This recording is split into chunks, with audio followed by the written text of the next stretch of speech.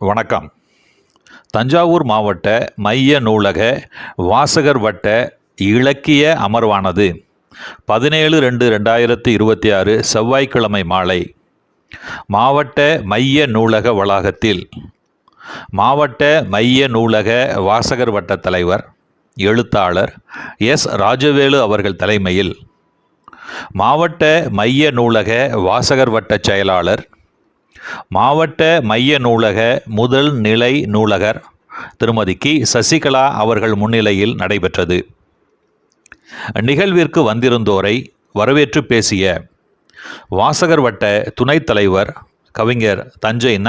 ராமதாசு அவர்களின் சிந்தனையில் மலர்ந்த கவிதைகள் எனும் நூலினை பற்றி தமிழ்நாடு குடிநீர் வடிகால் வாரிய மேனாள் பொறியாளர் திரு ரே.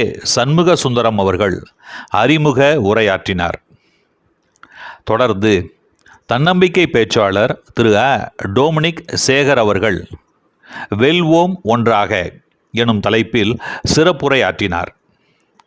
நிகழ்வின் முடிவில் வாசகர் வட்ட செயற்குழு உறுப்பினர் திரு கோ. கலியமூர்த்தி அவர்கள் நன்றி கூறினார். சிங்கப்பூர் மேனாள் தமிழ் விரிவுரையாளர் கவிஞர் ப. திருநாவுக்கரசு அவர்கள் விழா நிகழ்வுகளை ஒருங்கிணைத்தார். இக்கூட்டத்தின் போது தமிழ்நாடு குடிநீர் வடிகால் வாரிய மேனாள் பொறியாளர் திரு ரே.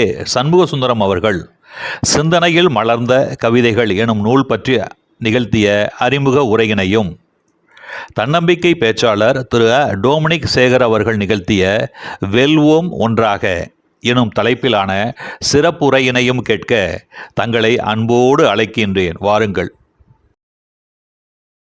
வணங்கி இந்த மாலை நேரம் மாவட்ட மைய நூலக வாசகர் வட்டத்தை கூட்டத்தை சிறப்புடன் நடத்தி கொண்டிருக்கும் எங்களின் பாசமிகு தலைவர் சரித்திர நாவலாசிரியர் ஐயா எஸ். ராஜவேலு அவர்களே மற்றும் துணைத் தலைவர் கவிதைகள் பல புனையும் திறமையாளர் பன்முக கலைஞர் துணைத் தலைவர் ந. ராமதாசு ஐயா அவர்களே, அழகான குரலில் தமிழ்த்தாய் வாழ்த்து வழங்கிய அம்மா சாமி மல்லிகா அவர்களே, முன்னிலை வகித்துக் கொண்டிருக்கும் உயர்நிலை நூலக அம்மா திருமதி கி. சசிகலா அவர்களே, எனக்கு பின் சிறப்புரையாற்ற இருக்கின்ற ஐயா டொமினிக் சேகர் அவர்களே,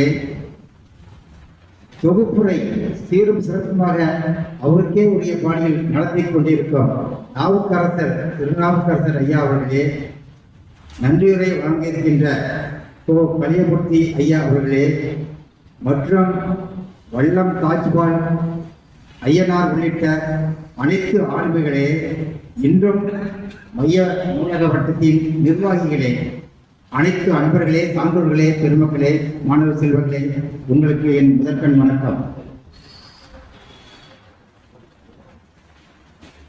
நான் இந்த மேடையில் ஏறி நிற்க என்னை வளர்த்து ஆளாக்கிய ஏவிபி அழகம்மாள் நகர் கிளை நூலகம் என்றால் அது மிகையாகாது. இங்கே உள்ள ஆளுமைகள் அங்கேயும் வந்திருந்து எனக்கு ஒரு முன்மாதிரியாக இருந்த எடுத்துக்காட்டு நடத்தியதால் நான் இன்று இங்கே உரையாற்ற வந்திருக்கிறேன் என்பதில் பெருமிதம் கொள்கிறேன். மேலும் அந்த கிளை நூலகத்தின் வாராந்திர விழா இன்று 85வது வாரத்தை நோக்கி போய்கொண்டிருக்கிறது.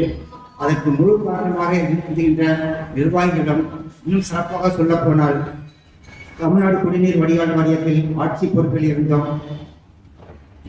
எங்களோடு தொழில்நுட்பத்தில் நாங்கள் வேறு பிரிவில் நிர்வாக பொறியாளர்களாக இருந்தோம். ஒரு சேர பயணித்து அரவணைத்து அந்த நூலகத்தின் வாசகர் வார விழா தோய்ந்து விடாமல் இன்று அவருக்கு உடல்நிலை சரியில்லாத காரணத்திலும் கூட ஐயா தொகுப்புரையாளர் நாவுக்கரசர் அவர்களின் வழியாக இந்த கூட்டம் முன்பு தொடங்கின்றி நடைபெற்று வருகின்ற நமது கோ.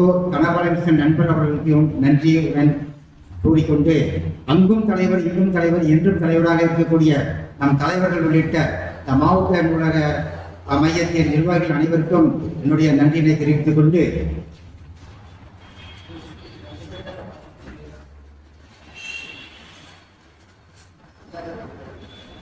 இன்றைய புத்தக விமர்சனத்திற்கு சிந்தனையில் மலர்ந்த கவிதைகள். தலைப்பு மிக சிறப்பாக இருக்கிறது. நல்லதொரு கவிதைகளின் தொகுப்பு. இந்த ஆசிரியரை பற்றி சொல்ல வேண்டும் என்றால் மேலுமலைக்கு முகவரி சொல்வது போல் ஆகிவிடும். ஏனென்றால் இவர் பணி முடிந்த காலத்திலும் சரி, பணி முடித்த காலத்திலும் சரி, இன்றும் அயராது அவருடைய கால்கள் படாத இடமே தஞ்சாவூரில் இருக்காது. அந்த அளவுக்கு இலக்கிய கூட்டங்களாலும் சரி, சமுதாய தொண்டு ஆற்றும் இடங்களாலும் சரி, அவர் சென்று அவருடைய பணியை முற்றுகை வைத்திருக்கிறார். அவரை பற்றி நம்ம சொல்ல வேண்டும் என்றால், முத்தமிழும், நாம் முத்தமிழை படித்திருப்போம். ஆனால் அந்த முத்தமிழை தன்னகத்தை கொண்ட இயல், இசையில், நாடகம், அவர் நிறைய நாடகங்கள்லாம் நடித்திருக்கிறார், பாக்கள் பாடியிருக்கிறார், கவிதைகள் புனைந்திருக்கிறார். அந்த பன்முக கலைஞர் என்றால் அவர் திரு ஐயா, இந்த நூலின் ஆசிரியர் அவர்கள். அவர் அது மட்டுமல்ல, பார்க்கும் எதையும் பாக்களாக வடிக்கும் தன்மை கொண்டவர். அவர் கண்களில் விழுந்தவைகள் எல்லாம் கவிதைகள் ஆயின. அதை நான் எப்படி சொல்ல வேண்டும் என்றால், உயரமான இடத்தில் கொம்புத்தி இருக்கிறது, அதை சுவைத்து பார்க்க நமக்கு ஆசை இருக்கும். ஆனால் எட்டாத தூரத்தில் இருக்கிறது. ஆனால் அதை ஒரு குறி பார்த்து ஒரு அம்பு எய்தம் என்றால் அதன் வழியாக, அந்த அம்பின் வழியாக அந்த தேன் நம் வாயை விழும். அதே போல நம்முடைய ஆசிரியர்கள் கண்ணில் படும் அனைத்தையும் அவர் ஒரு பாக்களாக பாடுவார். இந்த பாக்கள் வெற்றித்தாள்களை நிரப்பிவிடும் அளவிற்கு ஒரு பெருமை மிக்கவர். அவர் பார்த்து பாக்கள் ஆக்குவர்கள் அனைத்தும் வெற்றித்தாள்களை நிரப்பிவிடும் அந்த அளவுக்கு திறமை மிக்கவர். இந்த புத்தகம் எப்படி இருக்க வேண்டும் என்றால், நம்ம அது எல்லாருக்கும் பிடித்த மாதிரி இருக்க வேண்டும். அதற்கு எப்படி சொல்லலாம் என்றால், ஒரு உணவு வல்லுநர், சமையல் கலை வல்லுநர்கள் உணவு சிறப்பாய்த்தது என்று சொன்னால் அதுக்கு ஒரு 3 குறிப்புகள் வைத்திருப்பாரு. ஒன்று, பார்த்தவுடன் அது கண்களை ஈர்க்க வேண்டும். அடுத்து அதனுடைய வாசனை நம்ம நுகரும் போது நமக்கு பிடிச்சிருக்கணும். என்ன ஒரு கோழிக்கறி வாசனை என்று அது மாதிரி. அடுத்து அதை நம்ம சாப்பிட அனுப்பும் போது அதனுடைய ருச்சி நம்மளை மயக்க வேண்டும். இந்த 3 இருந்தால்தான் அது சரியான உணவு என்று ஒரு குறிப்பு உண்டு. அந்த வகையில் இந்த சிந்தனையில் மலர்ந்த கவிதைகள், அதுவும் பார்ப்பதற்கு அதன் முகப்பட்டையே அதனுடைய வண்ணங்கள் பார்த்தாலே நம்மளை கவர்ந்து இருக்கும். அதே மாதிரி அது உள்ளே உள்ள பாக்கள், அதை நான் வாசிக்க தொடங்கினேன். ஆனால் போக போக அதை சுவாசிக்க தொடங்கிவிட்டேன். அந்த அளவுக்கு அதனுடைய சுவாசம் என்னை ஈர்த்து உள்ளது. அதை இன்னும் நம்ம பின்பாக்கலாம். நம்ம பாடி பாடி பார்க்கும்போது அது நாவுக்கு நல்ல இனிமையாகவும் உள்ளது. அத்தகைய சிறப்பு பெற்ற இந்த நூல், இதை பாராட்டியவர்கள் மிக பெரும் தமிழ் ஆளுநர்கள். ஐயா மேனாள் தலைமை செயலாளர் இறையன்பு அவர்கள் இந்த கவிதை தொகுப்புக்கு ஒரு அழகான ஒரு சிறப்புரையை எழுதி வழங்கியுள்ளார்கள். அது மட்டுமா,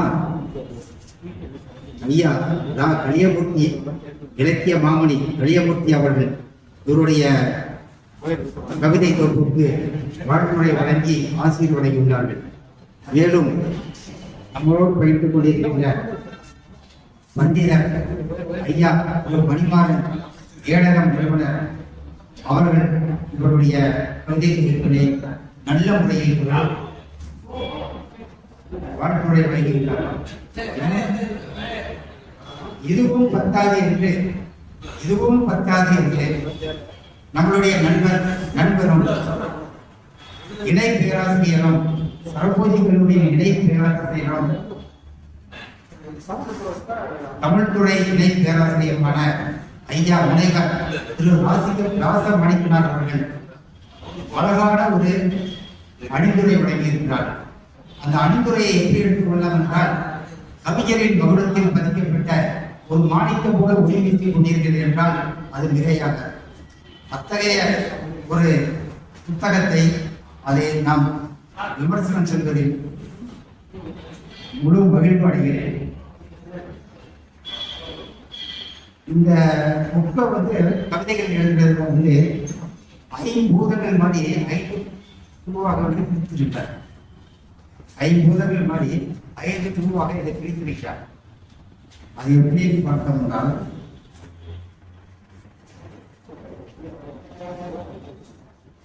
குடும்பத்தை பற்றி ஐயா அவர்கள் வந்து குடும்பத்தை மிகவும் நேசிக்கிறவர். குடும்பம் அடுத்து, அதாவது மாதா பிதா குரு தெய்வம் என்ற வரிசையில் பயணித்துக் கொண்டிருப்பவர். அவர் அந்த வாக்களிகளை தொகுத்து வழங்கி பார்க்கும்போது அதை ஒரு பிரிவாக பிடித்து பார்த்தால் என்ன என்று நினைக்கும் பொழுது குடும்பத்திற்காக ஒரு 25 பாடல்கள் எழுதியிருக்கிறார். தமிழுக்காக ஒரு 4 பாடல்கள், விவசாயம் நாட்டின் முதுகெலும்பு, விவசாயத்திற்காக ஒரு 8 பாடல்கள் பாடியிருக்கிறார். இயற்கையும் இறைவனும் சேர்ந்து 25 பாடல்கள். சமுதாயம், சமுதாய பணிகள், தமிழ் துண்டுகள் ஆற்றும் சான்றோர்களை பற்றி 78 பாடல்கள் பாடியிருக்கிறார். நான் கூட மொத்தம் 150 பாடல்கள் இதில் உள்ளது. நான் கூட ஒரு சில கதைகளை மட்டும் அவர் புரிந்து சொல்லிட்டு போயிடலாம் அப்படின்னு நினைத்தேன். ஆனால் இல்ல, சமுதாயத்தின் ஆட்சிகளை பற்றியும் நம்ம ஒரு வாழ்க்கையாக சொன்னால்தான் வரும் சந்ததியிற்கு தெரியும் என்ற ஒரு ஏற்பாடு. அதையும் நான் உங்களுடைய அவருடைய கவிதைகளுக்கு எடுத்துக்காட்ட ஆசைப்பட்டேன். அம்மா அம்மா அப்படின்னா சும்மா அது இல்லை, அம்மான்னா சும்மா இல்லை.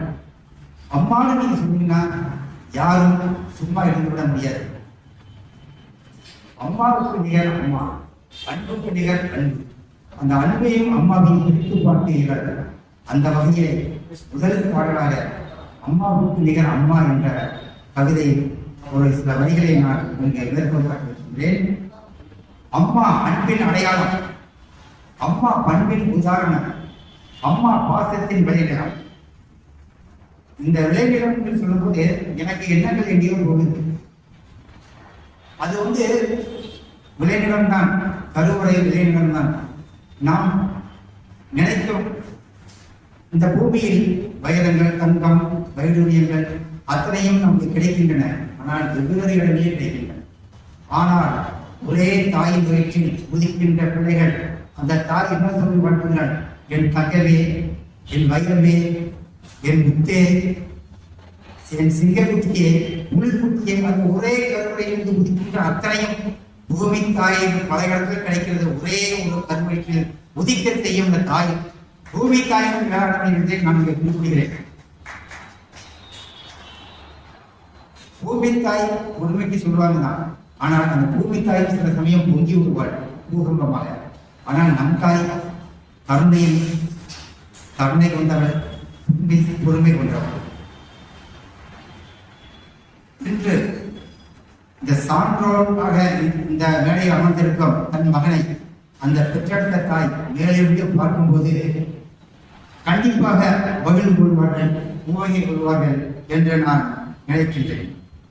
அடுத்து அந்த வரிகளை சொல்றாரு, அம்மாவுக்கு நேர் அம்மா, அப்பாவுக்கு இணை அப்பா, கண்ணின் மணியே அப்பா அம்மா. அப்பாவே சொல்லல, 2 கண் போன்றவர்கள் அப்படிங்கிற. இன்னும் சொல்றான், கண்கண்ட தெய்வம் அப்பா அம்மா, காலமெல்லாம் அரவணைக்க வேண்டும், ஈடிலா தெய்வம் அம்மா அப்பா. அம்மா அப்பா தான் அன்னையும் இதாவும் முன்னணி தெய்வம். அதனால அது கடவுள் வாழ்த்துக்கு இணையாக இந்த அம்மாவு பாடல் வந்து முதல் வரிசையில் வைத்திருக்கிறவரை பார்க்கும்போது அந்த கவிஞரின் உள்ளத்தை நாம் தெரிந்து கொள்ளலாம். அன்பார்ந்த மாணவ செல்வங்களே, நண்பர்களே, நாம் தாயை போற்றி வணங்க வேண்டும் என்று இந்த மூலம் ஒரு சின்ன விண்ணப்பத்தை கூறிக்கொள்ள ஆசைப்படுகிறேன். வளர்ந்து வரும் சமுதாயம் நாளைக்கு பெற்றோர்களை வந்து எவ்வளவு தூரம் மதிக்கிறார்களோ, தாயை மதிக்கிறார்கள் பிள்ளைகள் இக்காலத்தில் மிக உயர்ந்த இடத்திற்கு போவார்கள். அதற்கு எடுத்துக்காட்டு நான் நம்மளுடைய வரைந்து வாழ்ந்து மறைந்தவர்களே நான் சொல்ல முடியும். சமீபமாக ஒன்று, தமிழக முதல்வர் டாக்டர் கலைஞர் ஐயா அவர்கள், அவர் தாய்க்கு அஞ்சிகம்மான் என்று சொல்லாத இடமே இருக்கார். அடுத்து தமிழக முதல்வர் டாக்டர் எல்.ஜி. ராமச்சந்திரன் அவர்கள், அவரும் அவருடைய அன்னை பற்றி சத்யா பற்றி பேசாத இடமே இருக்காது. அடுத்து நடிப்புலக முதல்வர் ஐயா சிவாஜி கணேசன் அவர்களும் அவர் தாயை நடத்துகிறார். இந்த 3 பேரும் உச்சாணியை எடுத்தார்கள். அதனால் நான் சொல்கிறேன், மாணவ செல்வங்களே, தாய் தந்தையை மதியுங்கள், தந்தை தாயை வணங்குபவர்கள் வாழ்க்கையில் உன்னத நிலையை அடைவார்கள் என்று சொல்லி, அடுத்ததாக அப்பாவுக்கு நம்ம ஆட்ட வேண்டிய கடமைகள் உண்டு. அவருக்கு நாம் நன்றி கடன் பட்டுள்ளோம்னா கண்டிப்பாக. அம்மா என்றால் அன்பு, அப்பா என்றால் அறிவு. அந்த அப்பாவுக்கு ஒரு பாடல் பாடாமல் இருப்பதால் வந்து பாடியிருக்கிறார். என்ன பாடல்? அந்த சில வரிகளை எடுத்துக்கொள்கிறேன். தான் காணா உலகை தனையன் காண வேண்டி சுமைதாங்கியாய் சுமந்த அப்பா பல்வேறு இடர்களை கடந்தும்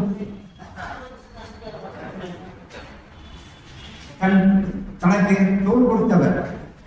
அந்த தான் காணா உலகை தனையன் காண வேண்டிய என்ற இடத்துல வந்து நமக்கு வந்து ஒரு கவிஞர்கள் ஒரு வரி சொன்னார்கள் என்றால் நமக்கு அதனுடைய அந்த வரிகளை நிறைய பரிமாணங்கள் தோன்ற வேண்டும்.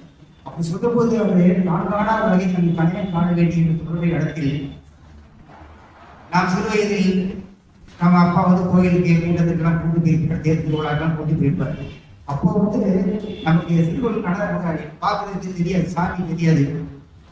அப்பா தெரியலப்பா அப்படிமா, இப்ப தெரியலையப்பா, வாப்பா வாப்பா சொல்லி பார்ப்பா பார்ப்பான்னு தோல்களை தூக்கி வைத்து பார்ப்பா பார்ப்பா சாமியை பார்ப்பாங்க. அந்த தந்தை காட்டியது வெறும் சாமியை மட்டுமல்ல, இந்த உலகையே நமக்கு காட்டினார் என்றால் அது மிகையாக. அப்பா ஒளிதரும் வெளிவருத்தி அப்பா. ஓரிடத்தில் கவிஞர் ரொம்ப உணர்ச்சி சாப்பிடுகிறார். அப்பா இல்லை என்ற நிலையில் அவர் சொல்றார், அவரை ஆழத்த வேண்டி கண்ணீரை கவனிக்கையாக ஆசையாக இருக்கு.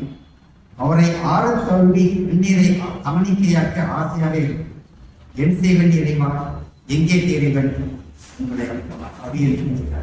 ஸோ இதுல வந்து அவருடைய தந்தைக்கு காட்டும் கடமையை வந்து செவ்வனே செய்திருக்கிறார் என்ற ஒரு கருத்து உள்ளாகி கிடைக்கிறது. இதை படித்து பார்க்கிறவர்களுக்கு தான் தெரியும் அப்பாவுடைய மதிப்பு என்ன என்று. அடுத்து இவருடைய வாழ்விலே நிறைய நம்ம விமர்சனம் செய்யலாம். இருந்தாலும் நேரம் கருதி நம்ம ஒரு சில கவிதைகளை மட்டும் விமர்சனம் செய்ய ஆசைப்படுகிறேன். குடும்பத்திற்கு அடுத்து என்ன? அவரோட தாய்மொழி செம்மொழி. என் தாய்மொழி செம்மொழி அப்படி என்று அலைகூறி விடுக்கிறார். நாம் அறிந்த மொழிகளிலே தமிழ் மொழி போல் எளிதாவது எங்கும் காணோம். இது பாரதியார். தமிழின் இனிமை பற்றி பாவேந்த பாடல் ஒன்று. கனியிலே ஏறிய இழையும் கனியிலே ஏறிய துளையும் முக்கள் கழியிலே ஏறிய தாளும் மணிமலர் ஏறிய தேனும் காற்றும் பாயிலே ஏறிய துவையும் நனிபசு பொழியும் பாலும் தன்னை நல்கிய குளிரில் நீரும் எளியனை என்பேன் நான் எளியனை என்பேன் எனினும் தமிழை எழுதுகிறேன் கண்டி வாலிதாசன் சொல்லுகிறார். அந்த தமிழை நம்ம கவிஞர் பாடாமல் விட்டு விடுவாரா? பாடியிருக்கிறார். அது அத்தகைய பாடல் சிறப்பு பெற்ற ஒரு பாடல்ல சொல்கிறார். இசை செடிக்கு வந்து இன்சொல் மனதிற்கு வந்து செந்தமிழ் நாவுக்கு வந்து. இசை செடிக்கு வந்து இன்சொல் மனதிற்கு வந்து செந்தமிழ் நாவுக்கு வந்து. அவர் கவிதையில் படித்திருக்கிறார். சுவைக்கு அடிக்கானது நாவு, செந்தமிழும் பேச பேச சுவை கூட்டுகிறது என்கிறார் ஆசிரியர். என்னே ஒரு கற்பனை திறன். மேலும் நம் செம்மொழியை பற்றி அவர் புகழ்ச்சி சொல்கிறார். வாழ்வியலுக்கு புறர், வாழ்வியலுக்கு உழுவன், அறநூலுக்கு அவ்வை, கற்பனைக்கு கம்பன், நீதிக்கு சிலப்பதிகாரர், பாட்டாளிகளான மக்களுக்கு பாவேந்தர் பாரதிதாசன், பட்டுக்கோட்டையர். எவ்வளவு அழகாக கொண்டு வந்து அந்த பாடல் எடுக்கிறார். அதுல தான் இருக்கிறார் அவருடைய கவிதை நயம். ஒருத்தரை பார்த்து எழுதும் போது அவர் சமுதாய பணிகள் உள்ளவர்கள் தான் இருந்தது. யாரையும் தேவைக்காரர்கள் அவர் கவிதைகள் கொண்டு வர வேண்டும். அந்த அளவுக்கு அவர் வந்து கவிதைகள் சீரும் சிறப்புமாக நம்ம கவனம் மாதிரி எழுதியிருக்கிறாரு. இந்த புக்கை வந்து நம்ம பார்க்கிற கவர்ச்சி மட்டும் இல்லை, அதனுடைய எழுத்து அமைதி. நம்ம சில புக்கை பார்த்து இன்விடேஷன் ஆகும். ஏன்னா அதனுடைய எழுத்து அமைதி சரியா இருந்தது. எழுத்து குறைகள் இருக்கலாம், அதை பார்த்தால் கண்ணுக்கு ஈர்க்க வேண்டும். அந்த வகையில் அருமையாக இந்த புத்தகம் உச்சரிக்கப்பட்டுள்ளது. இதனுடைய முகப்புரை முகப்புரை அமைக்கிறது தெரியுமா? அவருடைய செல்ல பெயர். அதனால செல்ல பெயருக்கு பாடல் எழுதியிருக்கிறார். அந்த பேரன் தமிழ் காட்டியதற்காக நாம் எல்லாம் அந்த பேரனுக்கு ஒரு தரவழியை பற்றி மகிழ்ச்சியை கேட்டுக்கொள்கிறேன்.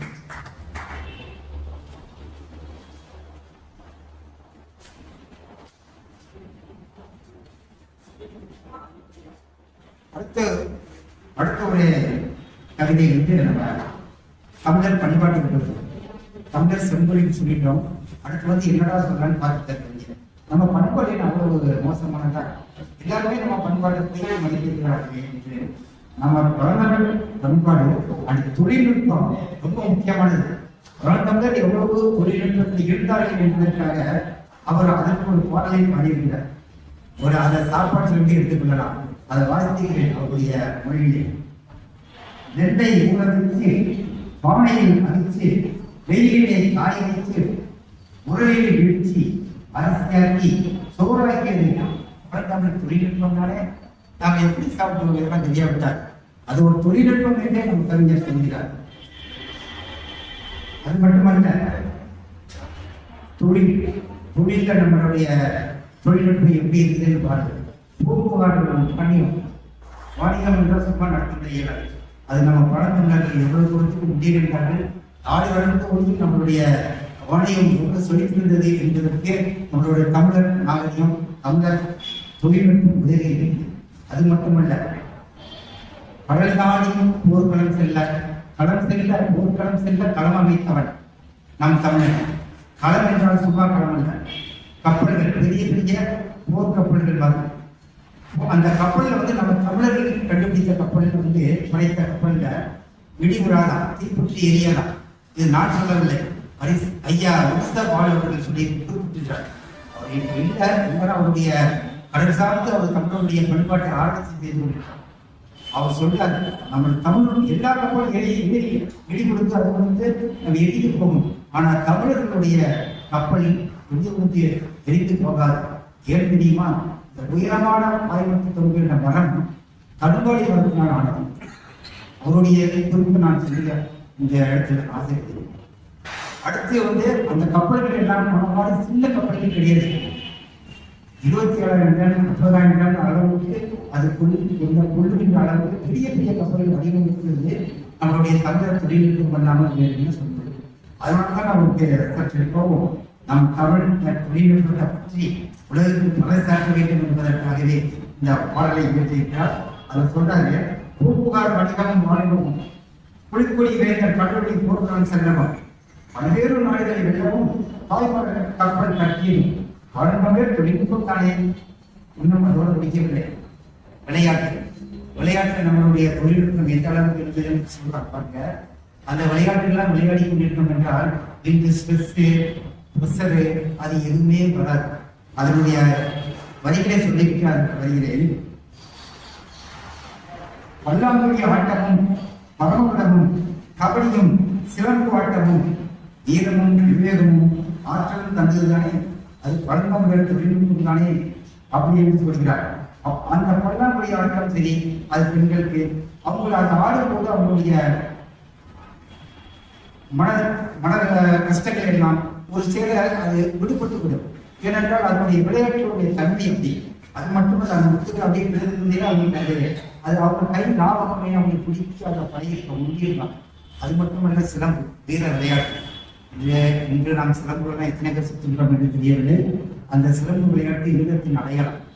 அது மட்டுமல்ல, பரமபத விளையாட்டு என்று இருக்கின்றது. எல்லாரும் நாம் ஆடியிருப்போம் என்று நினைக்கிறேன். சாதாரண விளையாட்டு தான் நாம் நினைப்போம். ஆனால் அது வாழ்க்கை தத்துவமே அது உள்ளது. அது நான் அதை ஒரு சில வார்த்தைகள் சொல்ல ஆசைப்படுகிறேன். அதன் துவக்கத்தில் அந்த கட்டத்துக்கு உள்ள போவதற்கே சூழியில் ஒன்று கொள்ள வேண்டும். அந்த ஒன்றை நம்ம வந்து உறுதியாக விழ வைப்பதற்குள் மடாது மறுபடுவோம், மெல்ல விடுவோம், உண்மையாக போடுவோம், இழுத்து விடுவோம். இப்படி அந்த ஒன்று விழுந்தால்தான் அந்த கட்டத்துக்குள்ளே நுழைய முடியும். இது எதை காட்டுகிறது? முயற்சி செய்ய வேண்டும் என்றுதான்.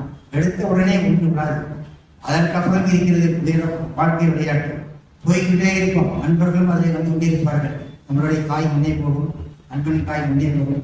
ஒரு சில சமயத்தில் நண்பன் பின்னே வரும், அடுத்த நண்பர்கள் காய் முன்னே போகும்.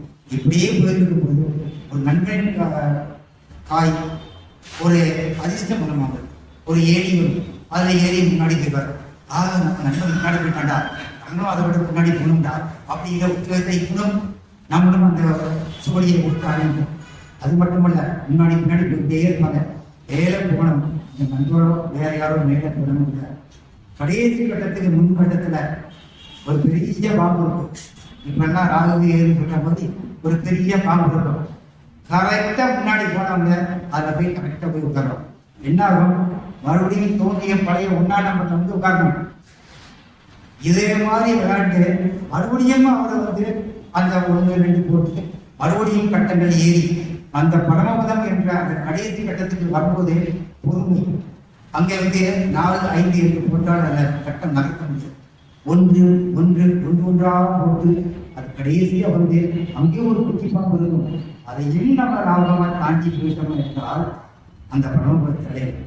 இன்றைய காலத்தில் ஏகப்பட்ட மக்கள் எங்களுக்கு அது ஸ்ட்ரெஸ்ஸா இருக்குது. சாதாரண ஒரு வேலையை செய்தாலும் ஸ்ட்ரெஸ், சாதாரண ஒரு தொழில் மனப்பான்மை தாக்க முடியாத அளவுக்கு இருக்கிறார்கள் என்றால் அவர்கள் அந்த விளையாட்டுகள் எல்லாம் விளையாடி இருக்கிறார்கள் என்றால் அந்த விளையாடி இருந்தார்கள் என்றால் நமக்கு எப்படி அந்த பொறுமை அந்த வாழ்க்கை அனுபவத்தை கற்றுக் கொடுத்ததோ அது கண்டிப்பாக கற்றுக் கொடுக்கும் என்று சொல்லி உங்கள் பேர பேத்திகளுக்காகவும் அந்த பரமபத விளையாட்டை நீங்கள் தயவு செய்து அறிமுகப்படுத்துங்கள் என்று கேட்டுக்கொள்கிறேன். அடுத்து நம்ம வந்து விவசாயம் ஏறு பிடிக்கும் கைகள் இல்லாமல் இந்த உலகத்தில் நாம் சூழ்ச்சார் அதை இருவரவர்கள் அழகாக சொல்கிறார். முழுமுந்து வாழ்வாரை வாழ்வார் மற்ற நாம் தொழுமுந்து பிரித்திருக்கிறோம். சுழன்றும் ஏற்படுகிற உலகம் அதனால் உலகம் உலகை அழைக்கும். உலகத்தில் உள்ள முதல் தொழில் என்றால் முதல் பிரதான தொழில் என்றால் உழவு. அந்த உழவுக்கான உலகிலே சென்று கொண்டிருக்கிறது நிதர்சனமான உண்மை. ஆனால் இன்றைக்கு உணவு உற்பத்தி செய்யும் விவசாயிகள் நிலை என்ன என்பது நமக்கு தெரியும். அந்த உழவரின் கையை பற்றி கம்பர் உழவருடைய பாடல் சொல்றார். வேடி பிடிக்கும் கை வேந்தர் நோக்கும் கை வாழி கழித்தே அருளும் கை சூம்படியை நீக்கும் கை என்றும் நிலைக்கும் கை வீடோடி காக்கும் கை காராள கை கம்பரை நான் சொல்லியிருக்கிறார். ஒரு கைக்கு எத்தனை புகழ் பார்க்கணும். அந்த விவசாயியின் கை அதை வேந்தர்கள் எதிர்பார்ப்பார்களாம். ஏன்னா அவன் தான் நாட்டுக்கே சோறு போட வேண்டும். அரசர் போட முடியுமா? இளைஞரின் குடியானவன் விவசாயியின் கொண்டாடுறான். அதனால் அந்த வேந்தரும் அந்த விவசாயியின் கையை உற்று கவனிக்கிறார்கள் என்ற அளவுக்கு அந்த நம்பர் பாட்டு சொல்லியிருக்கார். மோதிரம் என்ற அந்த கை சூழ்வினை ஏழைகளின் சூழ்வினை என்றால் வறுமை. அந்த வறுமையெல்லாம் நிற்கிற கையது என்றும் நிலைக்கும் கை. உழவுத் தொழிலே என்றும் நிலைத்து நிற்பதனால் அது என்றும் நிலைக்கும் கை. மற்ற கையில எல்லாம் சொல்றது தேவர். அந்த கை யார் கை? ஆறாளர் கை. அந்த விவசாயியின் கையை யாரு அப்படி என்று சொல்கிறார். அப்படிப்பட்ட ஏழை பற்றி விவசாயி பற்றி நாம் கவிஞர் அவர்கள் பக்கம் 8 சொல்லியிருக்கிறாரு. விவசாய சேர்க்கையில் இடையில் நிறைவேற்றால்தான் மனிதர்கள் சூட்டில் கை வைக்க முடியும். ஒரு கோடியாக சேர்த்த பணம் ஊரால் பசிக்கு உணவாகுமா? கோடியாக சேர்த்த பணம் ஊரால் பசிக்கு உணவாகுமா? ஆக உண்டி கொடுத்தோரே உயிர் கொடுத்தார். இது பழமொழி. விவசாயமே நாட்டின் முதுகெலும்பு. டாக்டர் ஜான்சன் எனும் அறிஞர் சொல்கிறார். உழவே அறிவியல்கள் எல்லாம் உயர்ந்த அறிவியல். உழவே அறிவியல்கள் எல்லாம் உயர்ந்த அறிவியல். அப்படிப்பட்ட இந்த இதுல மறுபடியும் அந்த கவிதையில் ஒரு வாசிப்பேன். பாடுபட்டு அந்த விவசாயிகளை நிலைமை சொல்றாங்க. பாடுபட்டு விளைவித்த நெல்லை விலைக்கு விற்றும் கடன் தீரவில்லையே. பாடுபட்டு விளைவித்த நெல்லை விலைக்கு விற்றும் கடன் தீரவில்லையே என்றாலும் மகிழ்ச்சி என்கிறான். ஏன் ஊரால் பசி போக்கியது இன்பமை யார் என்கிறானே. அந்த உழவனின் மனப்பாங்கை பற்றி நம் கவிஞர் எவ்வளவு அழகாக அந்த விவசாயியை தூக்கி நிறுத்தி விடுகிறார். அந்த இடத்தில் ஊரால் பசியை போக்கியது எனக்கு இன்பம் ஐயா, நான் மறுபடியும் வயலில் இறங்கி வேலை செய்கிறேன். அதுவேதான் அந்த கவிதையின் நிலைமை தெரிந்துகொள்கிறது. அதோடு மட்டுமல்ல, காவேரி பிரச்சனை இன்னைக்கு காவேரி பிரச்சனை எப்படி தீரும்? விவசாயிக்கு தீரும் எப்படி? அதுக்கு ஐயா ஒரு வழி சொல்கிறார். அந்த காவிரி எப்படி ஓடி கொடுத்தீர்கள் அழகா வர்ணிச்சிருக்கிறார். உலகமனை உச்சியில் உற்பத்தியாகும் காவிரி நதி சமவெளியில் தாரும் பாதித்து ஓடும். உலகமனையின் உச்சியில் உற்பத்தியாகும் காவிரி நதி சமவெளியில் தாரும் பாதித்து ஓடும். சுண்டி குதித்து பொங்கி ஓடும் காவிரி நதி வயல்வெளியில் விரிசளிக்க ஆதாரமான காவிரி நதி வயல்வெளியில் விரிசளிக்க ஆதாரமான நதி. இருக்கும் என்ன நதிநீர் காவா பிரச்சனை என்றால் இதை எப்படி போட்டுவது? ஐயா, நதி கடலுக்கு சொந்தம், அப்படிதானே? நதி கடலுக்கு சொந்தம், பெண் பூதத்துக்கு சொந்தம். நதியும் ஒரு பெண் தானே. மழை மீது தோன்றினாலும் நதி சமவெளிக்கு வருவது அது சமவெளிக்கு தான் அதிக சொந்தம் என்று சொல்வது இயற்பில்லை. அதற்கு ஒரு பிரச்சனத்தின் ஒரு வழி செய்தார். இரண்டு பக்கம் சண்டை கண்டாம். அபரிதமாகி இயற்கை அன்னையே, நீ இரு பருவங்களிடம் சிறப்பான இயல்பான மழையை முடித்துவிடு. நீ இரு பருவங்களிடம் சிறப்பான இயல்பான மழையை பொழுதுவிடு எங்கள் பிரச்சனை கேள்வி விடாமல் என்று சொல்லியிருக்கிறார். அதிலிருந்து அவருடைய மனப்பாங்கை நம்ம புரிந்து கொள்ள ஒரு பாடலாக இந்த நதி பற்றி சொல்லியிருக்கிறார். அப்போ காவிரி நதி. இன்னும் இவர்கள் எல்லாம் சொல்லிவிட்டோம். சமுதாய பணிக்கு 28 பாடல்கள் எழுதியிருக்கிறவர்களை பற்றி நம்ம சொல்லாமல் விட்டுவிட்டோம் என்றால் அதை நாம் செய்த தவறுகள். சமுதாய பணி ஆசிரியர்களும் சரி, தொண்டு ஆட்சியும் சரி, இப்போது நம்மளோடு உதவி கொண்டிருக்கிறார். அவர்களை பார்த்த மாத்திரத்தில் தகுதியை பார்ப்பதாக வடித்திருக்கிறார்கள்.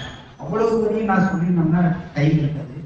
இருந்தாலும் நேரம் பற்றாது என்றனால யாரெல்லாம் பாடிக்கிறார்கள் பாடியிருக்கிறார் என்பதை நான் ஒரு சொல்லிட்டு அடுத்த ஒரு சில கவிதைகளை மட்டும் அந்த பாடியவர்களுக்கு சொல்ல ஆசைப்படுகிறேன்.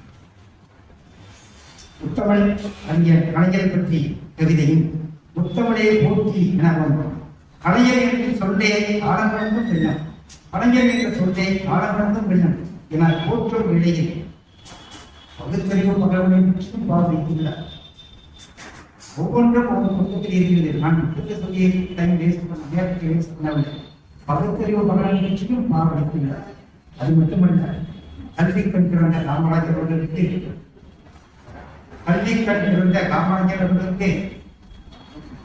யாரை பிறந்து இங்கே மீண்டும் வர வேண்டும் என்று கடவுளை கேட்டால் இந்த கவிஞர் சொல்கிறார், மீண்டும் பிறந்து வருக. யாரை? கல்வி கண் திறந்த காமராஜரை மீண்டும் பிறந்து வருக என்று அந்த கவிதையில் பாடியிருக்கிறார். உழைப்புக்கு வெற்றி என்ற தலைப்பில் நமது தமிழர் முதல்வர் பற்றியும் சிறப்பித்துள்ளார்கள். இன்னும் நிறைய செந்தமிழ் யோகி என்ற அவர்களுடைய குருநாதர் பற்றியும் அதன் தொடர்ந்து மனித நேரத்துடன் சேவை பணியாற்றிய ஆயர் அன்புவாஸ் ஐயா அவர்கள் பற்றியும் கல்வி காவலர் ஸ்கூடி ஐயா துளசி ஐயா வாண்டியார் அவர்களை பற்றியும் கவிதையில் போற்றியுள்ளார்கள். இது மட்டுமல்ல, மேல்நாள் தலைமை செயலாளர் இறையன்பு அவர்களை பற்றி அது பாடல் பாடியிருக்கிறார். அதில் நான் சில வரிகளை குறிப்பிட வருகிறேன் சற்று நேரம் கழித்து. அதுபோல சண்முகம் ஆட்சியர் அவர்கள் சுகசுகத்தின் இலக்கணம் ஒன்றாய் பாடியவர் மாவட்ட ஆட்சியர் அவர்கள் மக்கள் நலனே கண்ணோக்கமாக கொண்டு செயலாற்றுவர் தற்போதைய மாவட்ட ஆட்சியர்களின் மாறி என்று எடுத்துக்கொள்ளலாம். அடுத்து தஞ்சை கல்வியின் இலக்கிய செல்வர் ஐயா உயர்ந்துள்ளா பற்றி உருகி பாடியிருக்கிறார், போட்டியிருக்கிறார். அது மட்டுமல்ல, நம்மளுடைய தற்போதைய பாராளுமன்ற உறுப்பினர் நமக்கு நிதியுதவி அளித்த இந்த கட்டமைப்புகளில் உட்கார்ந்து உதவிக்கிறதே அதற்கு நன்றி சொல்ல வேண்டாமா? அந்த நம்மளுடைய பாராளுமன்ற உறுப்பினர் ரோஹினி அவர்களுக்கும் ஒரு ஏற்றி இருக்கிறார். அது மட்டுமல்ல, நம்மோடு பயணிக்கின்ற மாவட்ட கண்காணிப்பாளர் அவர் பேர் சொல்றோம் செந்தில் வேலவனை வாழ்கிறதை என்று குறிப்பிட்டு அவரை முன்னாள் சொல்ற இப்போதைய நம்முடைய எஸ்பியாக இருந்தவர் நினைக்கிறேன். அவரை பற்றி அந்த மாடல் கண் முத்திரை வைத்திருக்கிறார்கள். அது மட்டுமல்ல, மருத்துவர் டாக்டர் ஐயா மருத்துவர் மருதுரை அவர்களை முக்கியம். அவர்கள் இன்னும் ஏராளமான பேர் பொதுத்துறை ஆட்சியர் மருத்துவர்கள், ஆசிரியர்கள் மற்றும் பண்டிதர்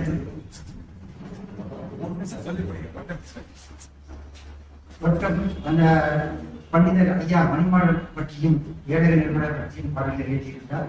அது மட்டுமல்ல, கொண்டிருக்கின்ற உரைகளில் தமிழுக்கு தொண்டாற்றுபவர்கள் எங்கு இலக்கிய மன்றம் நடந்து கொண்டே இருக்கிறதோ அங்கு முதல் வச்சு நமக்கு முத்தாக துடிக்கிறவர் வேறு யாரும் அல்ல, உடையவள்ளல் சிங்கப்பூர் ஐயா சந்திரசேகர் அவர்களையும் தமிழ் ஆர்வலை என்ற கவிதையை சேர்த்து இன்னும் அவரை பற்றி சொல்ல வேண்டும் என்றால் ஒரே ஒரு வழியை முடித்துக் கொள்கிறேன். உறவு பண்ணாலும் நமக்கு ஒரு இடத்துல அவர் பேரை போட்டு போட்டுக்காரு கீழே, அந்த கவிதை கீழே. இதை யாரும் சிரித்து விட வேண்டாம், ஏன்னா நம்ம வயதானவர்கள் நினைக்க வேண்டாம். மனிதர்கள் அன்பானவர்கள், அவர்களுக்கு உள்ளே காதல் எப்போ மூடிக்கொண்டே இருக்கும். அந்த காதலை அன்பை நல்ல விதத்தில் வெளிப்படுத்த தெரியவில்லைனால்தான் இன்று நிறைய பிரச்சனைகள். அந்த வகையில் ஐயா கனவில் வந்த காரிகை என்ற ஒரு பாடலை ஏற்றி அன்றைய காலத்தில் நம்ம சினிமா பார்க்கும்போதுனா ஒரு திருப்பு முனை வரும், சஸ்பென்ஸ் காட்சி வரும்போது கதை வசனம் இயக்கம் பாக்யராஜன் போடுவாங்க. அதே மாதிரி எல்லாருக்கும் பாடல்களையும் அவருடைய பேர் இல்லை, அந்த ஒரு பேர்ல மட்டும் அவருடைய பேர் தஞ்சை ராமதாஸ் என்று பிடித்திருக்கும் போது அதை விட்டு விடுவது அவ்வளவு ஈஸி அல்ல. அந்த பாடலை பாடும் பாடலை டைம் தான் நான் ஒரு பாடல இருக்கு. அது எல்லாரும் ஒரு கருத்தை சொல்லுகிறேன்.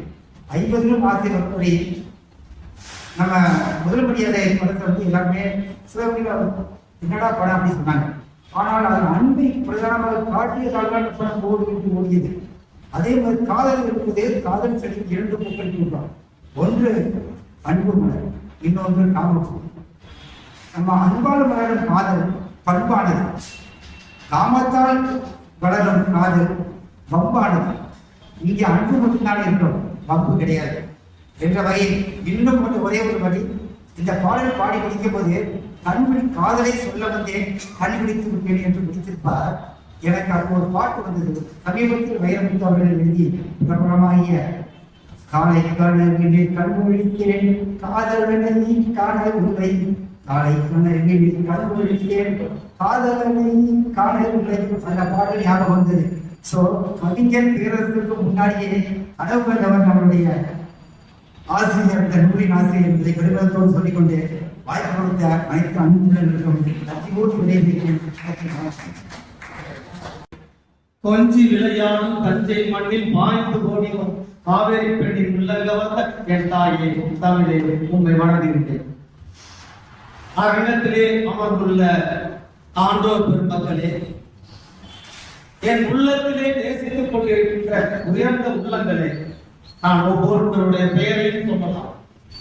உங்களால் நான் வளர்ந்தவன், உங்களால் வளர்ந்து கொண்டிருக்கின்றேன் என்ற பெருமையோடு எனக்கு கொடுத்திருக்கின்ற ஒரு குறிப்பிட்ட நேரத்தில் இந்த 3வது இந்த வாசகர் வட்ட கூட்டத்தில் பேச விரும்புகின்றேன்.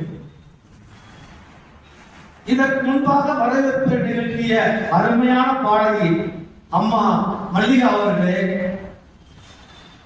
தலைமையேற்று நடத்தி கொண்டிருக்கின்ற எங்களுக்கெல்லாம் வழிகாட்டிக் கொண்டிருக்கின்ற எஸ் ராஜவேல் ஐயா, தலைவர் வாசகர் ஐயா அவர்களே, எவ்வளவு நேரங்கள் இருந்தாலும் வெல்வோம் நிச்சயம், வெல்வோம் ஒன்றாக என்ற நோக்கத்தோடு 35 ஆண்டுகள் பணியாற்றிவிட்டு ஒரு மனநிறைவோட நிறைவோட பயணம் செய்ய இருக்கின்ற நாம் மதிப்பிற்கு மரியாதைக்குரிய முதல்நிலை நூலகர் சசிகலா அம்மா அவர்களே, பஸ் பிடிச்சிருந்தாங்க, கொஞ்ச நேரம் உட்காருமான்னு சொல்லிட்டேன். அடுத்ததாக நூலினை அருமையாக விமர்சனம் செய்த சந்தோஷம் ஐயா அவர்களே, நன்றியுரை நிகழ்த்தியிருக்கின்ற கலியபுரத்தி ஐயா அவர்களே, அருமையான முறையில்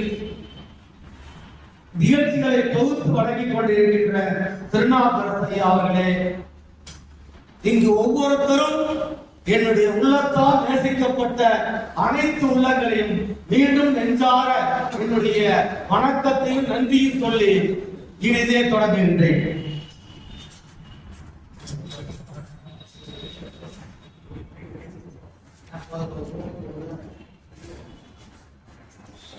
ஒரு குறிப்பிட்ட நேரம் கொடுத்திருக்கிறார், ஒரு 1/2 மணி நேரம் கொடுத்திருக்கிறார்கள். எந்த அளவுக்கு என்னுடைய கருத்துக்களை சொல்ல வேண்டுமோ அந்த அளவுக்கு உங்களோட சொல்ல ஆசைப்படுகின்றேன். வெல்வோம் ஒன்றாக ஒரு தலைப்பு ஒரு கொடுத்தேன், சந்தோஷமா எல்லாருமே ஏற்றுக்கொண்டார்கள். சவுத் ஆப்பிரிக்காவில் ஒரு கிராமத்துல ஒரு 10 குழந்தைகள் ஒரு காட்டுக்குள்ள விளையாடிட்டு இருந்தாங்க. அந்த குழந்தைகள் விளையாடி கொண்டு இருக்கும் பொழுது உலகத்திலே புகழ்பெற்ற ஒரு புகைப்பட கலைஞர் அந்த வழியா வந்தவர் அந்த பிள்ளைகளை பார்த்து சொன்னாரு, நான் கையில ஒரு சாக்லேட் பாக்ஸ் வச்சிருக்கிறேன், உங்களுக்கு தரேன். ஆனா ஒரு போட்டி வைக்கிறேன், அந்த போட்டியில நீங்க வெற்றி பெற்று விட்டா உங்களுக்கு கொடுக்கிறேன். நீங்க வரிசையா நிக்கணும், அதை நான் மரத்தடியில வச்சிருக்கேன். நான் 1 2 3 சொல்லுவேன். நான் சொல்லி முடிச்சோட யார் சொல்றாங்களோ அவங்களுக்கு அந்த சாக்லேட் எடுத்துக்கலாம். இந்த குழந்தை எல்லாத்துக்குமே 10 குழந்தைகள் சந்தோஷமா சரிட்டாங்க. உடனடியா வரிசையா இருந்தாங்க. 1 2 3 எந்த குழந்தையும் போதும்.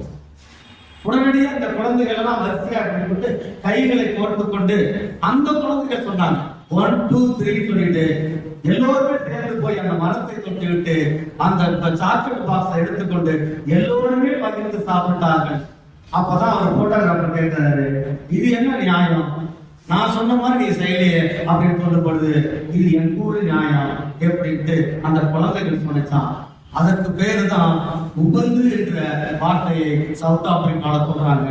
அது என்னன்னாக்க ஐ ஆம் பிகாஸ் வி ஆர் அப்படின்னா என்ன அர்த்தம்னா, நான் இருக்கின்றேன் ஏனென்றால் நாம் இருக்கிறோம், நான் இருக்கின்றேன் ஏனென்றால் நாம் இருக்கிறோம் என்ற இந்த உறுதிமொழிதான் வெல்வோம் நிச்சயம் என்ற இந்த களத்திலே வர ஆரம்பிக்கிறேன். நிறைய இடங்களில் நம்ம ஒவ்வொரு தலைவர்களும் சொல்லியிருக்கின்றார்கள். நம்மளுடைய தலைவர் கூட சொல்லியிருக்கிறார், நீ என்றும் அதே மாதிரி நான் என்று சொல்வதை விட நாம் என்று சொல்லி பாருங்கள், இந்த உலகத்தில் நாம் வெற்றி அடையலாம் சொல்லி நம்மளுடைய தலைவர் கூட சொல்லியிருக்கிறேன். இப்படி சொல்லும் பொழுது பாத்தீங்கன்னா இந்த வெல்வோம் ஒன்றாக என்பதற்கு என்ன தலைப்புக்குள்ள நான் போலான்னு யோசிச்சேன். தாய்மொழி எடுத்துக்கொள்வோம், கல்வி எடுத்துக்கொள்வோம், வேலை வாய்ப்புகள் எடுத்துக்கொள்ளலாம், இன்னும் சொல்ல வேண்டால் வாசிப்பு எடுத்துக்கொள்ளலாம், இலக்கியத்தை எடுத்துக்கொள்ளலாம், இன்னும் என்ன இருக்கின்றதோ இதையெல்லாம் நாம் ஒன்று திரண்டு எல்லோரும் இந்த உலகத்திலே நாம் தமிழராக பிறந்தவர் அடையாளப்படுத்தும் பொழுதுதான் நான் வெல்ல முடியும் என்பதுதான் உண்மையான செய்தி. இப்படி எத்தனையோ இருக்குது. நாம் தமிழனாக பிறந்து விட்டோம் பெருமையாக சொல்லிக் கொண்டு இருக்க முடியாது. நம்மை சுற்றி இருப்பவர்கள் தமிழின் பெருமையை நாம் உயர்த்தி இருக்கும் பொழுது நம்மை சுற்றி இருப்பவர்கள் உயர்வார். ஒரு சின்ன நிகழ்ச்சியை ஆரம்பிக்கலாம். 1859 ஆண்டு 1859 ஆண்டு இந்தியாவில் இருக்கின்ற ஒவ்வொரு கல்லூரிகளும் பள்ளிகளிலும் தாய்மொழியை படிக்கலாமா சமஸ்கிருத படிக்கலாம் என்று மிகப்பெரிய பிரச்சனை வந்து கொண்டிருந்தது. எல்லோருக்குள்ளே பிரச்சனை, நாடு முழுவதும் பிரச்சனைகளாக இருந்தது.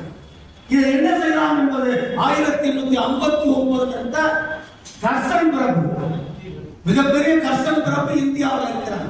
அவர் முடிவு பண்றாரு, இதை என்ன செய்யலாம், சமஸ்கிருதத்தை சொல்லிக் கொடுக்கலாமா இல்ல நம்ம தாய்மொழியா சொல்லிக் கொடுக்கலாமான்னு ஒரு மிகப்பெரிய பிரச்சனை வரும் பொழுது அவரு சென்னை பல்கலைக்கழகத்தை தேர்ந்தெடுக்கின்றார்.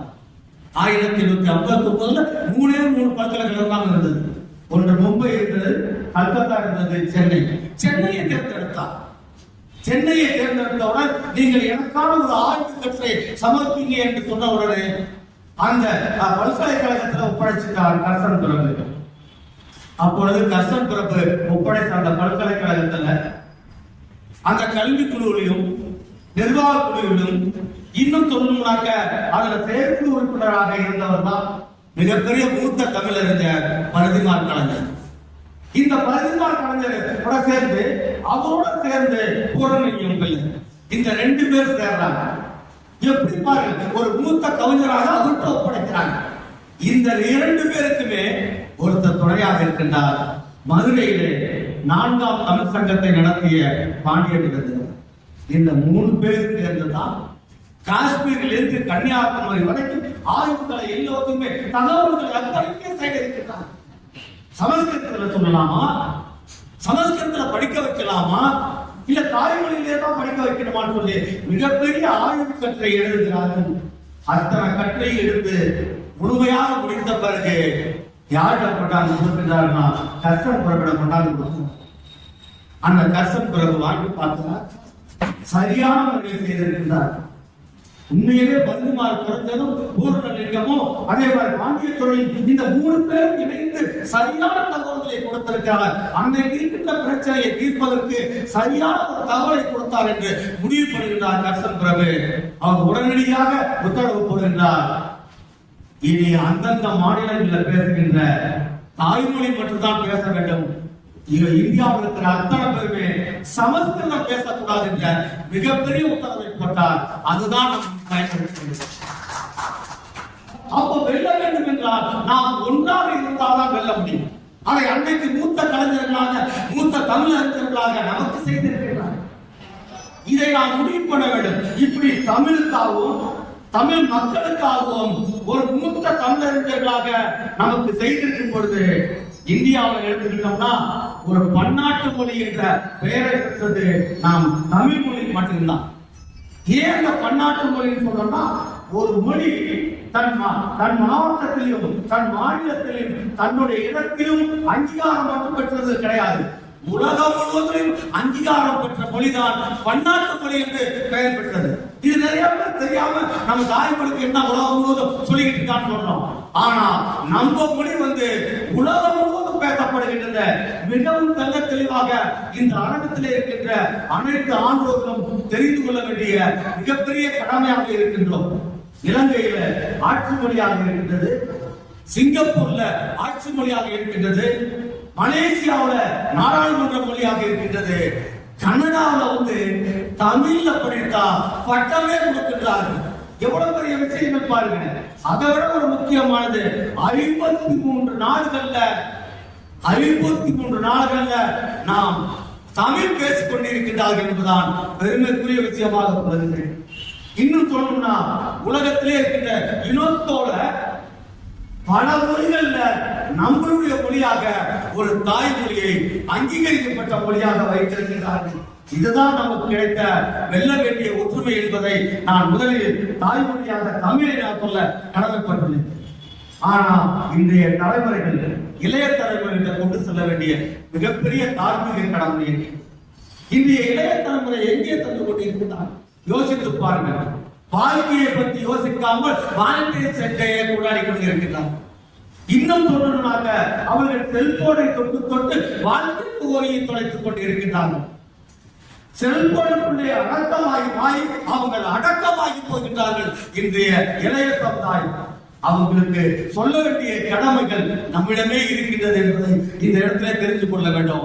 அது மட்டுமல்ல, இன்னைக்கு நம்ம எல்லோரும் இளைஞர்களையும் நூலகத்துக்கு வர வைக்கணும். நூலகத்தை நோக்கி வருகின்றவர்கள் உடலாலும் அவங்களுடைய மனதாலும் மிகப்பெரிய வெற்றியாளராக மாற முடியும். வருவதற்கு தயாராக இருக்கவில்லை, வருவதற்கே தயக்கம் காட்டிக் கொண்டிருக்கிறார்கள். தேர்வை நோக்கி போகின்ற அதற்கு மட்டும்தான் வருகின்றார்கள். எத்தனையோ புத்தகங்களாக இருக்கின்றன, படிக்க வேண்டும். அரசு மிகப்பெரிய இந்திய தலைவர் என்ன செய்யறாங்கன்னா நூலகங்களை திறந்து வைத்திருக்கிறார்கள். தமிழக முதல்வரை நூலகங்களை திறந்து வைத்து எல்லோரும் நூலகத்துக்கு செல்லுங்கள் என்று சொல்லுகிறார். ஏனென்றால் நூலகத்துல மிகப்பெரிய ஆளுமைகள் உட்கார்ந்து இருக்கிறார்கள். திருவள்ளுவர் உட்கார்ந்து இருக்கிறார், அதே மாதிரி பார்த்தீங்கன்னா காமராஜர் உட்கார்ந்து இருக்கிறார், பாரதியார் உட்கார்ந்து இருக்கிறார், அண்ணா உட்கார்ந்து இருக்கிறார், பெரியார் உட்கார்ந்து இருக்கிறார், கலைஞர் உட்கார்ந்து இருக்கிறார். அவங்களோட உரையாடும் பொழுது நாம் எல்லா இடத்திலும் வெல்லுவோம் என்பதால் இந்த நேரத்தில் சொல்ல விரும்புகின்றேன். நாம் எல்லோருமே நூலகத்தை நோக்கி வரவேண்டும். நூலகத்தை குழந்தைகளை அழைச்சிட்டு அவர்களை கொண்டு சேர்க்க வேண்டிய கடமை நமக்குள்ளே இருக்கிறது. மாத வாசகர் வட்ட கூட்டத்தை நடத்துகின்றோம். நாம் பெரியவர்களாகிய நாம் அமர்ந்திருக்கின்றோம். இரார்களை வளர்த்த வேண்டும், சிறார்களை ஊக்கப்படுத்த வேண்டும். அப்படி ஊக்கப்படுத்தும் பொழுதுதான் அந்த புத்தகத்துடைய அறிவை தெரிய ஆரம்பிக்கப்படும், அந்த வாசிப்பினுடைய அறிவை தெரிய ஆரம்பிக்கும். ஒரு உண்மையான சம்பவத்தை உங்களுடன் பகிர்ந்து கொள்கின்றேன். அபு இப்ராஹிம் என்ற ஒரு மனிதர் வியாழக்கிழமை ஆகிவிட்டால் நூலகத்துல புக்கு எடுப்பார். அது மட்டுமல்ல, ஒவ்வொரு கடைகள்ல போய் புத்தகங்களை தேடி சேகரிப்பார். 25 புக்கு 30 புக்கு வாங்கிட்டு போவார் கடைகள். எல்லாரும் கேட்பாங்க, ஏன் வாங்கிட்டு போறீங்க பாரு. என்ன பார்க்கின்ற நண்பர்களுக்கு இந்த புத்தகங்களை கொடுப்பேன். நான் பேசுவது மட்டுமல்ல, என்னுடைய நண்பர்களோடு நான் பேசிக் கொண்டிருக்கிறேன். இந்த புத்தகத்தின் சார்பாக இப்படியே கொடுத்து கொண்டே இருந்தார். நாளடைவில் அந்த அபு இப்ராஹிம் வரவில்லை. அவருடைய பையன் அந்த கடைக்கு வந்தான், புத்தக கடைக்கு. எங்கப்பா அப்பா வரல, என்னப்பா வேணும்? ஒரு 100 புக்கு 200 புக்கு வேணும். ஏன்னு கேட்கும் பொழுது, எங்க அப்பா அவங்க உடம்பு சரியில்லாம மருத்துவமனையில் படுத்திருக்கிறாரு, அவங்கள பார்க்க வருவாங்க, அவங்களுக்கு என்னுடைய நான் பேச முடியலன்னா கூட இந்த புத்தகம் பேச வேண்டும் என்பதற்காக நான் கையெழுத்து போட்டு வைக்க வேண்டும் சொல்லி அந்த 200 புக்கை எடுத்துக்கொண்டு அந்த அபு இப்ராஹிமுடைய மகன் கொண்டு சென்றான். மருத்துவமனையில் வந்து பார்க்க வருகிறார்கள். ஒவ்வொருத்தருக்கும் கொடுத்தார். எல்லோருமே சந்தோஷமாக வாங்கி கொண்டு சென்றார். இதே மாதிரி ஒரு 2 வாரங்கள் முடிந்த பிறகு அந்த கடைக்காரரிடம் அந்த பையன் வந்தான். என்னப்பா எங்க அப்பா பேசணும், 500 புக்கு கொடுங்க அப்படின்னாரு. ஏன் கேட்கும் பொழுது, என் அப்பா இறந்துட்டாரு, கடைசியா அவர் இறக்கும் பொழுது என்னை வந்து பார்ப்பவர்கள் அவர்கள் ஒவ்வொருத்தருக்கும் இந்த புத்தகத்துல நான் பேச முடியாது, என்னுடைய புத்தகங்கள் உங்களோட பேச சொல்லி எழுதி வைக்க சொன்னார் சொல்லி 500 புக்கையும் தான் தந்தை இறந்த இடத்துல எல்லோருக்கும் கொடுத்து வழங்கினார் என்பதுதான் உண்மையான வரலாற்று உண்மை.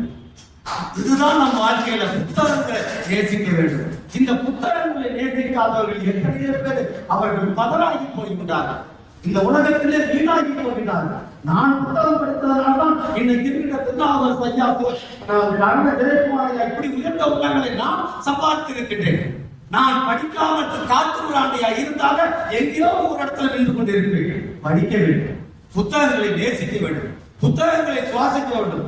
அதை வாசிக்க வாசிக்கத்தான் தன்னையே மேம்படுத்திக் கொள்ள முடியும் என்பதை இந்த நேரத்திலே நாம் தெரிந்து கொள்ள வேண்டும்.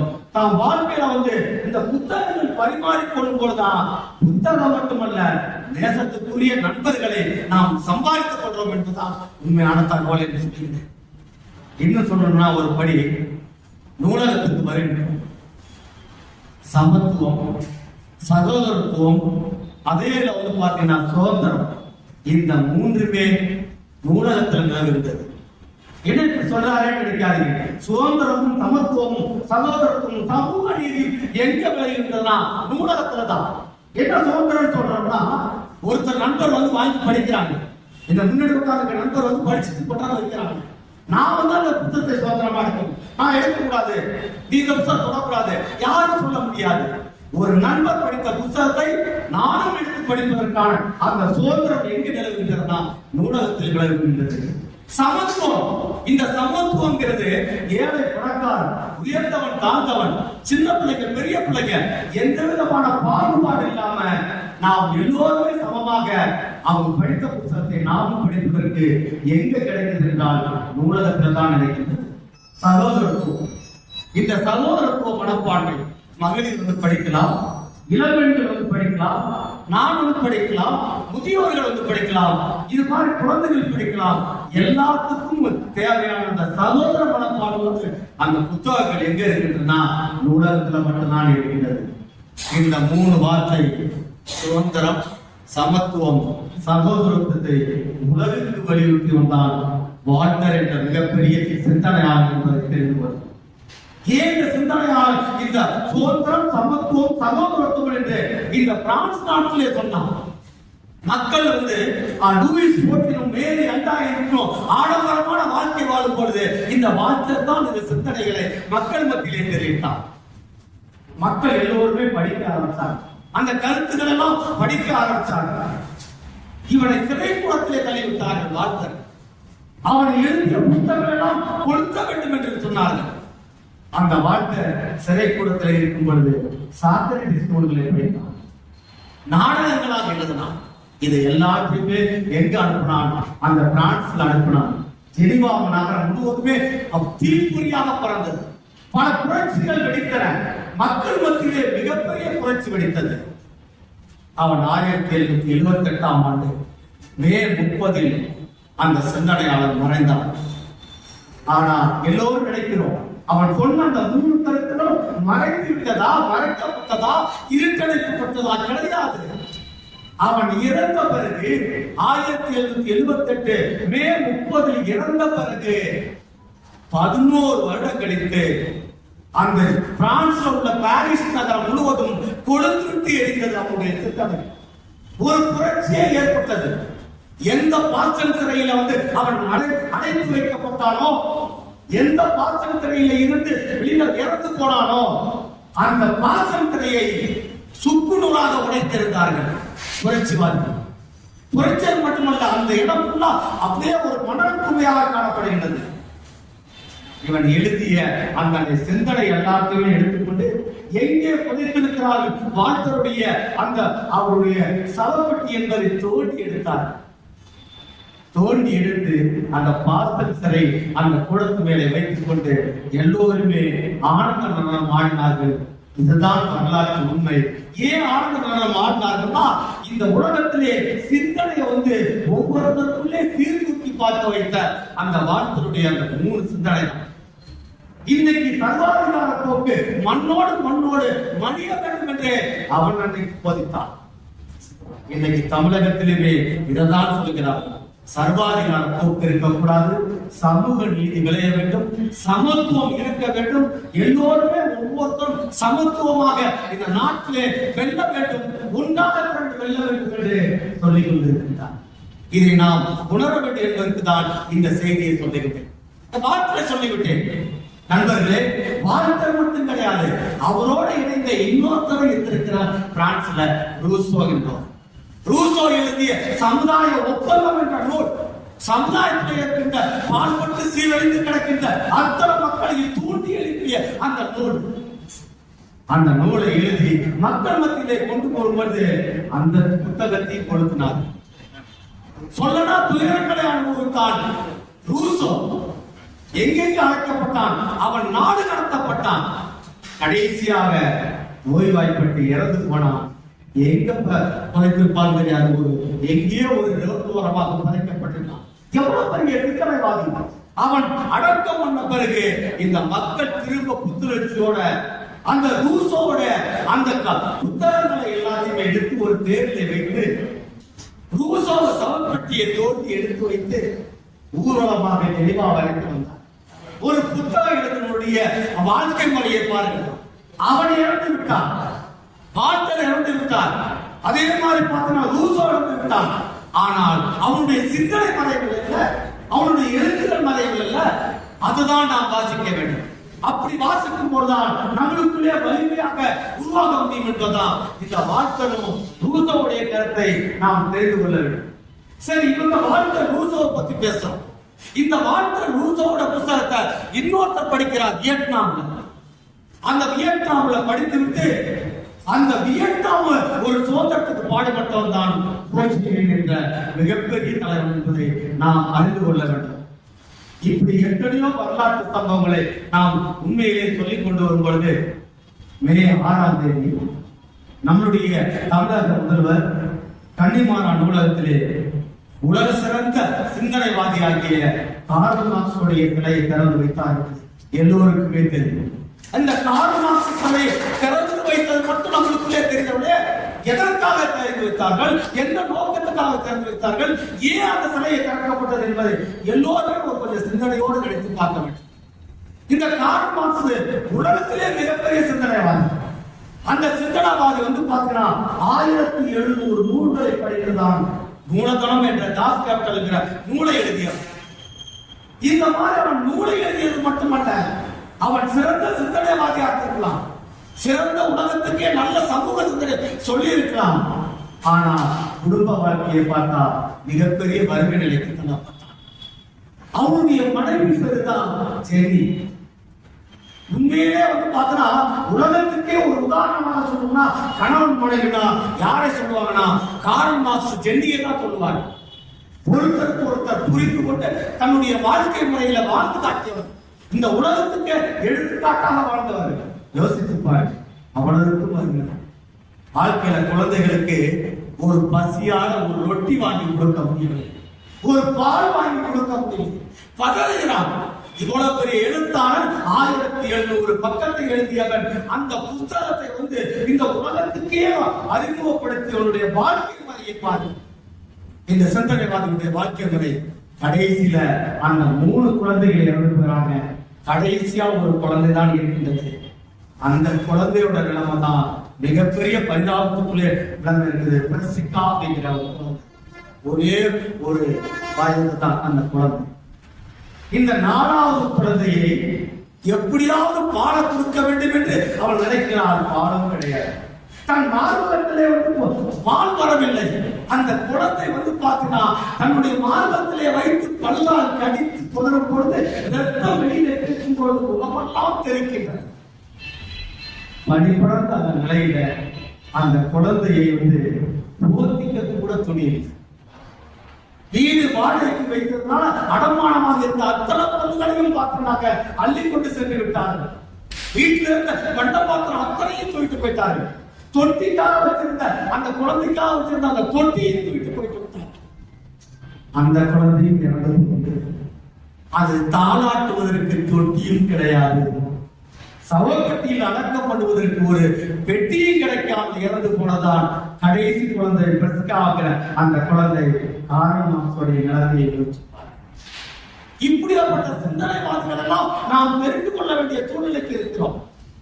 இப்படி 4 குழந்தைகளும் இறந்து போனது இந்த மனித குல வரலாற்றை மாற்றி அமைத்தவன் தான் அந்த மாமேதை கார்ல் மார்க்ஸ்.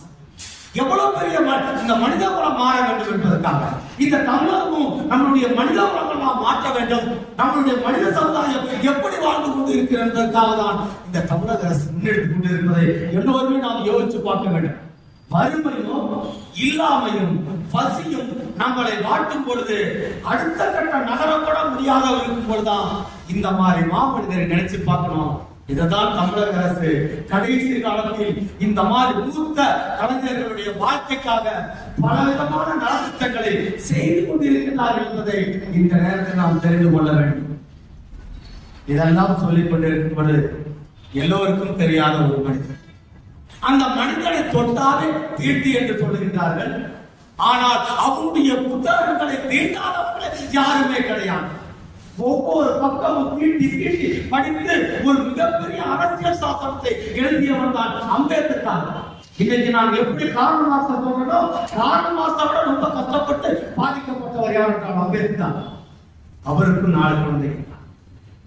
அந்த 4 குழந்தைகள்ல அவருடைய மனைவி பேரு ரமாபாய். அவன் பார்க்கிறாக்க அம்பேத்கர் வெளிநாட்டில் படிக்க போறார். இந்த ரூபாயின் சிக்கல் என்பதை ஆய்வுக்கட்டை எடுத்து படிக்க போகும்பொழுது இங்க சாதாரண கிழிந்து போன ஆடையோட விறகு வியாபாரம் பார்த்து கொண்டு எல்லா இடங்களையும் சாணிகளை பொறுக்கி வியாபாரம் பார்த்தவர் தான் அம்பேத்கரோட மனைவி என்பதை தெரிந்து கொள்ளுது. எவ்வளவு பெரிய நாட்டுக்கே உருவாக்குற ஒரு சட்டத்தை உருவாக்கி மேலோட மனைவியை பாருங்க. எதுவுமே அவருக்கு வசதி வாய்ப்பு கிடையாது. அவனுடைய எப்படி நான் பிரஸ்கான் சொல்லணும், எப்படி கார்ல் மார்க்ஸுடைய அந்த குழந்தையை பத்தி பேசணும், இதே ரமாபாயுடைய அந்த கடைசி குழந்தை பேர் என்னன்னாக்க கங்காதரன் குழந்தை. அந்த கங்காதரனுடைய அங்கிருந்து வெளிநாட்டில இருந்து அம்பேத்கர் சொல்றாரு படிக்க வச்சிரு, அவனை பேங்க் கிடைச்சிட்டு போய் பேங்க் எல்லாம் எப்படி எப்படிலாம் தெரிஞ்சு கொள்ள வையே அப்படின்னு சொல்லி அனுப்புறாரு.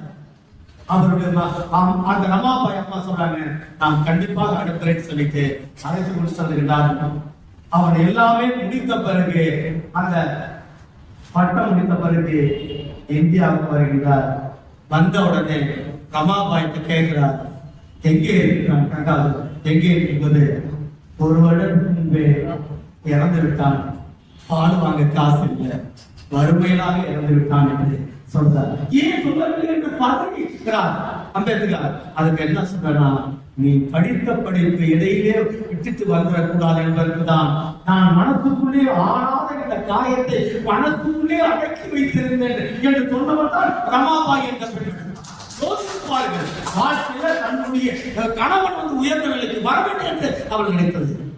இப்படி எப்படி ஒவ்வொருத்தரும் கங்காதரன், ரமேஷ், இப்படி 4 குழந்தைகளும் அம்பேத்கர் வாழ்க்கையில் இறந்து போனார்கள் வரலாற்று உண்மை. இதையெல்லாம் உங்களுக்கு பதிவு செய்த காரணம் என்றால் வாசிக்கும் போதுதான் தெரிந்து கொள்ள முடியுது. நாம் நம்பிக்கையோடு ஐயா சொன்ன மாதிரி மாணவர்களை நோக்கி நாம் பயணம் செய்யும் போதுதான் ஒவ்வொருத்தரும் வெற்றி அடைய முடியும். அதுக்கு வெற்றிக்கான சக்தியை நம்மளால உருவாக்க முடியும்.